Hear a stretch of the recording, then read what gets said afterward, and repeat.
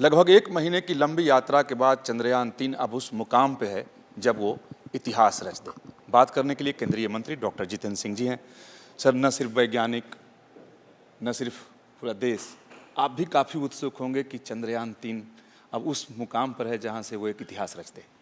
नहीं, निश्चय ही वो तो प्रत्येक भारतवासी गर्व महसूस कर रहा होगा। लेकिन एक वैज्ञानिक दृष्टिकोण से मैं ये भी कह दूं कि एक बड़ी इसकी विशेषता ये भी है कि जब हम सब बड़ी उत्सुकता के साथ देख रहे हैं, ये केवल उत्सुकता भारत तक ही सीमित नहीं है, सारी की सारी दुनिया इसको बड़ी उत्सुकता के साथ, बेसब्री के साथ देख रही है, क्योंकि चंद्रयान का एक ऐसा इतिहास रहा है कि इससे जो जानकारियाँ प्राप्त होती हैं वो दुनिया भर के लिए अपने में अद्भुत होती हैं, नई होती हैं। उदाहरण के तौर पर चंद्रयान क्रम संख्या 1 जब गया था तो वो चांद की धरती पर जल अथवा पानी होने के चित्र लेकर आया था और सारी दुनिया की आंखें खुल गई। हालांकि रूस और अमेरिका उससे पहले वो आए थे, अमेरिका ने अपना मानव भी उतार दिया था, लेकिन उसको चांद में पानी नज़र नहीं आया। पानी हमारा चंद्रयान लेकर आया और पानी से संभावना बनी कि क्या मानव जीवन भी हो सकता है।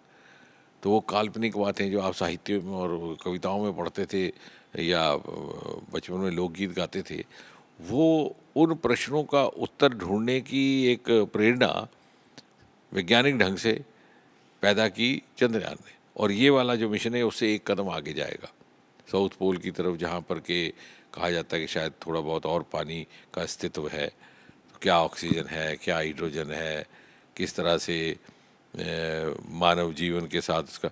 और मुझे लगता है कि जहाँ इन वैज्ञानिकों की प्रतिभा की दाद देनी है, वहाँ पर हमें प्रधानमंत्री मोदी जी का आभार इसलिए प्रकट करना है कि प्रतिभा थी लेकिन कुछ बंदिशें लगी थी। 3-4 साल पहले जब उन्होंने मुक्त कर दिया तो आज तो ये है कि मीडिया मित्र भी श्रीहरिकोटा में खुले आम घूमते हैं, जैसे अब यहाँ घूम रहे हैं वहाँ घूम रहे हैं। वहाँ तो पहले फाटक से अंदर झांक नहीं सकते थे। तो उससे क्या हुआ कि सारे देश ने इसको अपनाया, इस मिशन को। आज प्राइवेट सेक्टर भी है, स्टार्टअप्स भी हैं, वैज्ञानिक भी हैं, उद्योग जगत से जुड़े लोग भी हैं, भारी मात्रा में छात्र हैं, हमारे साथ बैठ कर के इस मिशन को फॉलो कर रहे हैं। तो उससे क्या हुआ कि प्रतिभा को भी एक प्रेरणा मिली। विक्रम जो है वो अलग हो गया है। अब एक नई उत्सुकता पैदा हो गई है कि विक्रम धीरे धीरे चंदा मामा की ओर बढ़ रहा है। ये जो 23 तारीख तक का वक्त है, ये काफ़ी क्रूशियल माना जा रहा है कि सॉफ्ट लैंडिंग हो जाए और ठीक से अपने मिशन को पूरा कर ले। तो क्या आपको ऐसा लग रहा है कि ये इतिहास बन जाएगा? ये बिल्कुल ये बड़ा रोचक भी है। जैसे आप कहानियों में, फिल्मों में देखते हैं, ये इकट्ठे गए थे दोनों भाई, अब थोड़े अलग हुए हैं और इनकी भूमिकाएं अब अलग अलग हो जाएंगी। विक्रम जैसे आपने कहा धीरे धीरे नीचे आना शुरू हुआ, कल और करीब आ जाएगा, शाम को 4 बजे के करीब, फिर धीरे धीरे अपनी जगह ढूंढेगा कहाँ है। जबकि जो दूसरा छोड़ के आया प्रपल्शन मॉड्यूल, वो घूमता रहेगा, वो वहाँ चित्र लेगा।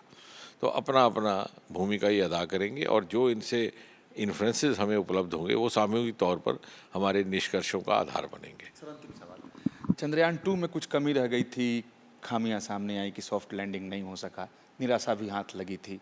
क्या माने कि इस बार वो सारी चीज़ें दूर हैं इससे, 3 से? सच पूछिए तो आम भारतवासियों को लगा, क्योंकि थोड़ा सा लगा कि साहब जिस उम्मीद के साथ हमने किया था तो वो जो सेल्फ एस्टीम है उसको थोड़ा सा लगा। लेकिन वैज्ञानिक होने के नाते हमें इतना शायद इसलिए महसूस नहीं हुआ कि हमें ये इस बात की जानकारी थी, ये ज्ञात था कि जितने भी इस तरह के मिशन रहे हैं बाकी देशों के, पहली बार कोई कामयाब नहीं हुआ, बल्कि उनको 2-2, 3-3 मरतबा कोशिश करनी पड़ी। और सबसे ज़्यादा तो शायद यूएसए के चौथी, पाँचवीं बार, हम तो दूसरी बार ही कामयाब होने वाले हैं।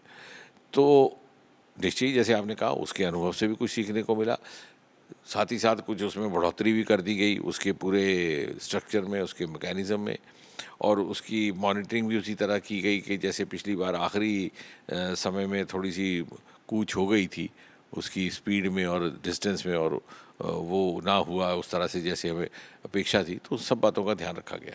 बहुत धन्यवाद बात करने के लिए। चंद्रयान-3 चंदा मामा के बहुत करीब है और पूरी दुनिया, देश इस उम्मीद में है कि चंद्रयान-3 बहुत आराम से चंदा मामा के ऊपर उतर जाएगा और इतिहास बना डालेगा। वीडियो जर्नलिस्ट जयराम यादव के साथ विकास चंद्र, न्यूज़ नेशन, दिल्ली।